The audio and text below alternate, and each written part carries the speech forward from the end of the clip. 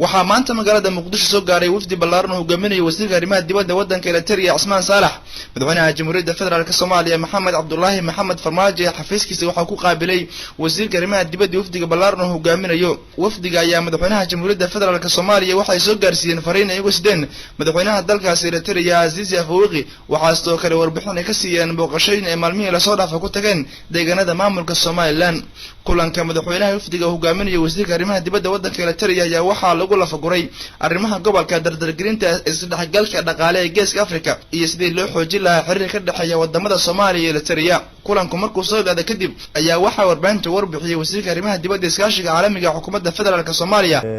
saaka subaxnimadii 11 barkii gagada diyaaradaha Muqdisho ka soo degay wafdi oo hogaaminayo wasiirka arrimaha dibadda ee Eritrea Cusmaan Saalax oo ka mid yahay taliyaha madaxweynaha Eritrea Yamani wafdiga waxa isla markiiba loo galbiyay madaxtooyada halkaas oo ay kula kulmeen madaxweynaha iyadoo goob joogayaal yihiin ra'iisul wasaare ku-xigeenka wasiirka arrimaha dibadda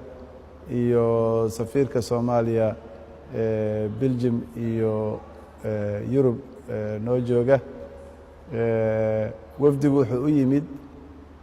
si xoojinta xiriirka labada dal ee walaalaha Soomaaliya Eritrea waxay wafdigu fariin ka wadeen madaxweynaha dalka Eritrea Aziz Afwerki oo ay u gudbiyeen madaxweyne Maxamed Cabdullaahi Farmaajo wafdigu wuxuu kaloo